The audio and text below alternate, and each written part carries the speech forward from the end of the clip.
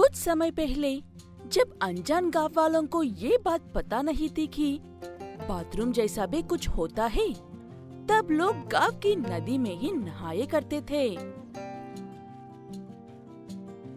महिलाएं सुबह सूरज निकलने से पहले ही नहा लेती थी और पुरुष कभी भी डुबकी लगा लेते थे। गर्मियों में तो कोई दिक्कत नहीं होती थी, लेकिन बारिश और सर्दियों के मौसम में महिलाओं को बहुत दिक्कत होती थी। आप इस गांव के मुखिया हो, कुछ सोचो और कुछ तो करो। मुझसे इतनी ठंड में पानी नहाना नहीं होगा। मैं तालाब के आसपास कुछ दूरी पर कुछ पहरेदारों को रख देता हूँ। ऐसी वहाँ पर कोई भी नहीं आ पाएंगे और तुम्हें धूप में थोड़ा सा वक्त मिल जाएगा। सुरेखा को अपने पति सुंदरलाल की ये बात अच्छी लगती है और वो जाकर बाकी की महिलाओं को भी ये बात बता देती है। सब इस बात से खुश होते हैं और कुछ दिनों तक सब अच्छे से चलते हैं। फिर कुछ दिनों बाद सुंदरलाल का भाई दलिया शहर से आता है। दलिया एक नंबर का बेवकूफ है। उसे किसी बात की ना अकल है ना समझ है। इसलिए जब उसे ये बात पता चलती है तब तालाब की ओर चल पड़ता है, लेकिन रास्ते पर उसे पहरेदार रोक लेते हैं। ठहर जाओ दालिया, तुम इस वक्त तालाब के आसपास भी नहीं जा सकते हो। 1 घंटे बाद आ जाना, तब कहीं पर भी जा सकते हो। 1 घंटे बाद जाना हो तो अब क्यों आता रे? हट जा मेरे रास्ते से। मैं इस गांव के मुखिया का भाई हूँ। अगर खुद मुखिया भी इस वक्त आकर यहाँ से 1 कदम और आगे जाने की बात करेंगे तो मैं उन्हें भी धक्के मार के भगा दूंगा यहाँ से। तुम तो सिर्फ भाई हो, इसीलिए चुपचाप चले जाओ यहाँ से। ऐसे कहकर पहरेदार थोड़ी ऊंची आवाज से बात करते ही दलिया वहाँ से चुपचाप चला जाता है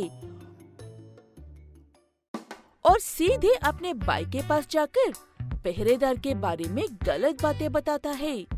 तब सुंदरलाल अपने भाई से पहरेदार को वहाँ से आगे गुजरने वालों को रोकने के लिए कुछ भी कहने का और करने का पूरा हक है। उसने मेरे या तुम्हारे बारे में ऐसी गलत बातें अगर की भी हो तो उसके पीछे कोई वजह होगी। तुम फिर कभी पहरा देते वक्त उसके आसपास मत जाना। ऐसे कहते हुए सुंदरलाल अपने भाई को ही समझाता है, लेकिन दलिया सुनकर सुधारने वाले में से बिल्कुल भी नहीं था। इसलिए अगले दिन दलिया गांव में एक और अपने ही जैसे को पकड़कर पहरेदार को उसकी बातों में व्यस्त रखने को कहता है। वो मूर्ख भी दलिया की बात मान लेता है और पहरेदार को अपनी बातों में व्यस्त रखता है। यही सही मौका है, जल्दी से उस पार चले जाता हूँ। ऐसे कहते हुए दलिया नदी के पास चला जाता है। तभी घर लौट रही सुरेखा और बाकी की महिलाएं उसे देख लेते हैं।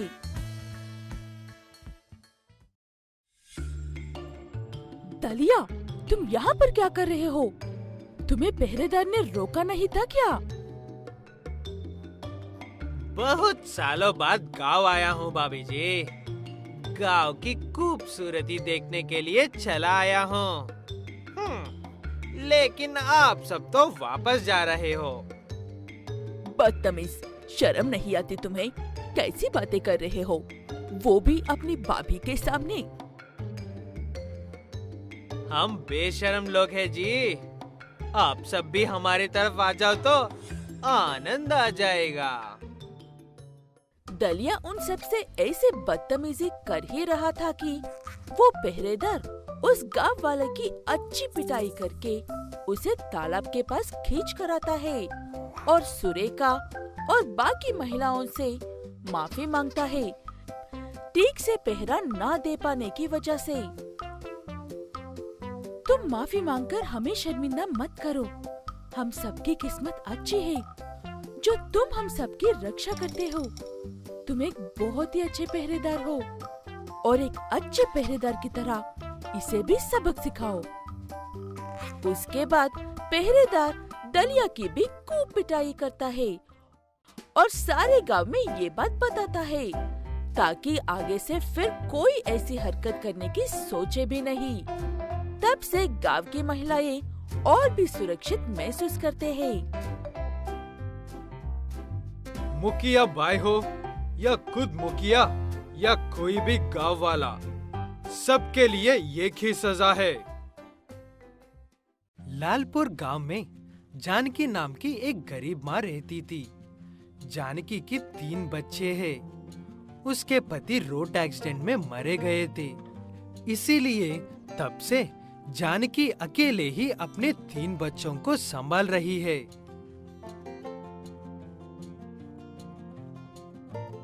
सुनीता बेटा, मैं जा रही हूँ काम करने के लिए।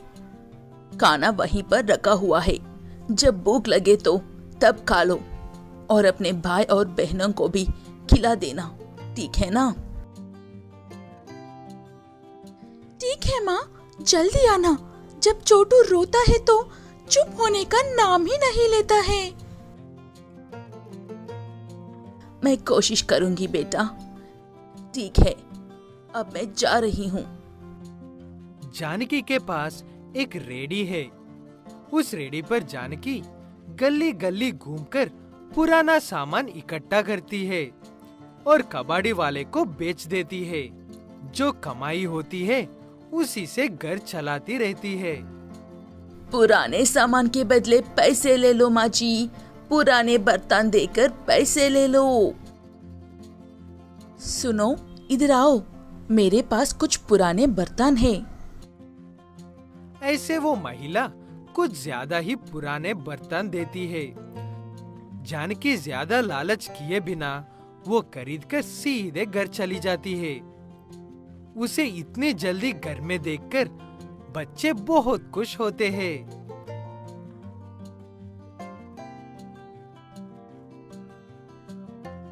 माँ, आप तो सच में बहुत जल्दी आ गई। हाँ बेटा, मैं सिर्फ सामान खरीद कर आ गई हूँ।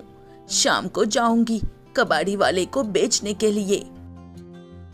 ऐसे कहते हुए जानकी अपने दोनों छोटे बच्चों को खाना खिला रही थी और उसकी बेटी बाहर रेडी के पास जाकर उन पुराने बर्तनों को पत्थर पर घिसते हुए अजीब सा खेल खेल रही थी।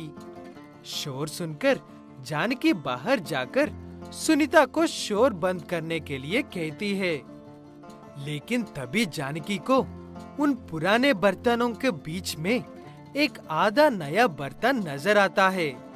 उसे देखकर जानकी, कैसे अजीब बर्तन है, आधा नया और आधा पुराना। मैंने इसे खरीदते वक्त तो नहीं देखा था। माँ, मैंने इस बर्तन को नया किया है। पत्थर पर रगड़ने से ये ऐसा नया हो गया है। वो बात सुनकर और उस पत्थर को देखकर जानकी के मन में एक ख्याल आता है।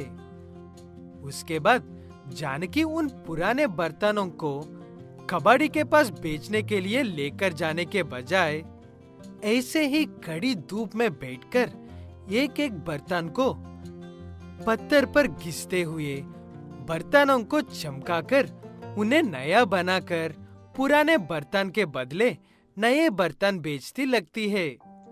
लेकिन ऐसे करने पर किसी दिन कमाई हो रही थी तो किसी दिन नहीं हो रही थी।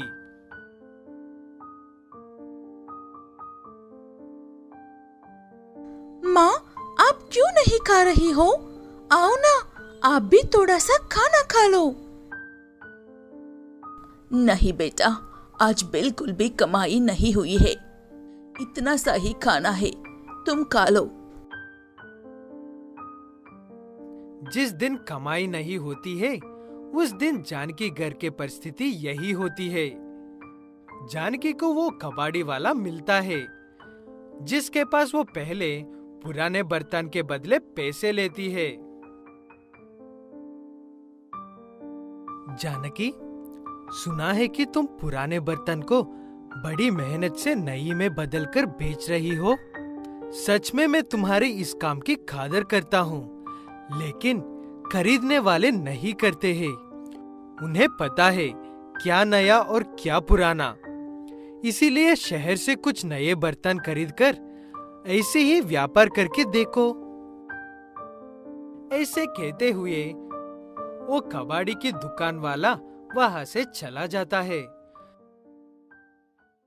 जानकी भी थोड़े से पैसे इकट्ठा करके शहर से कुछ नए बर्तन खरीदकर वैसे ही व्यापार करती है और हर रोज उसकी थोड़ी बहुत कमाई होने लगी थी। ऐसे थोड़े थोड़े पैसे जमा करके एक दिन जानकी रेडी पर बर्तन खरीदने के बजाय एक छोटी सी दुकान लगाती है। ऐसे ही वो अपना व्यापार भी कर रही थी और बच्चों का ख्याल भी रख रही थी।